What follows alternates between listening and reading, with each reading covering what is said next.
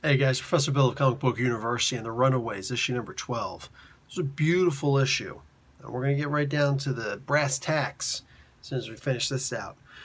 So the writer, Rainbow Rowell, artist, Chris Anka, colors, Matthew Wilson, letters, VC's Joe Caramunga.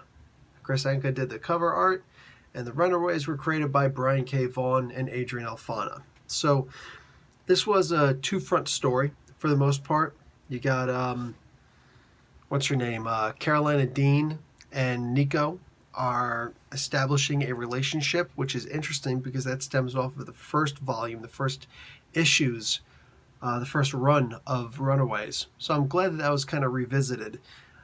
It's funny because just the way that people do things. Like I read this issue and I just imagined some people, some reviewers, those reviewers, bring up the old Alex Jones trope about, and they put this comic book in the water and that's what made the frogs gay. Like, for some reason I just imagined that. I don't really care about all that nonsense. They're just as funny as the joke was to me. I think that this was actually really cool. I dug this. For Nico to kind of come around and realize that that's what she thinks she wanted, so that would mean that she's bi, technically. It's not like the biggest deal in the world, but you like it when the characters are kind of with each other. You know what I'm saying? So if this is how it's going to be, if this is what it takes to do that, then I'm down with it. I'm down with it. I love these guys' relationships, like all of these Runaways. I love them, and I love the idea of seeing them together with each other. So the question is, who's going to be with a dinosaur? Because that's when it's just going to be flat out freaky. So moving on, we wound up getting...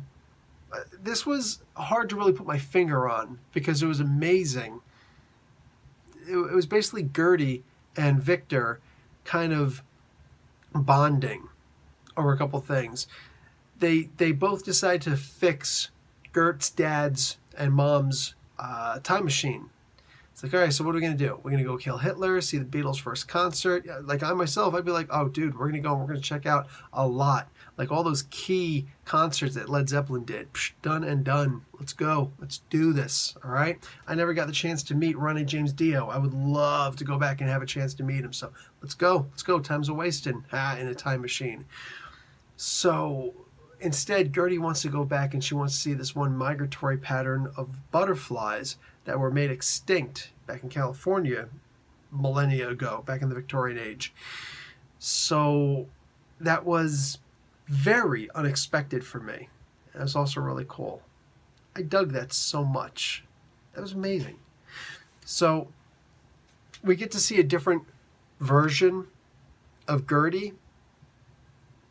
That was, I don't know, man. Like, there was just something about that. It was so touching. It was so personal. That's what it was. There's the word. There's the word. It was personal. You want to see those things about her, and it is character development. This is character development at its finest when you find out a little bit more about her, the way that she was treated in school, the way that she viewed others, more specifically to this book, in school. That was interesting. At the end, there's a surprise. There's a return of a character who's technically supposed to be dead, but at the same time, he's appeared in Power Man Iron Fist. Maybe I said too much. Went to hell and came back. So I don't know what this is. I feel like this is some kind of a trick. This shouldn't possibly be him, but it seems as though. So I'm looking forward to seeing if it is really him or not. And I kind of really want to see where Gert and Victor is going to go, because they wind up sharing a kiss, and there's all these reasons why it shouldn't count, but Gert wants it to count. Interesting. I'm liking the writing in this, and of course the art is just nice. It's perfect for the story. It actually feels like a kid's book, even though it's clearly not because of the themes. All right, guys, that's going to be it for me. Professor Bill, Comic Book University. Class dismissed.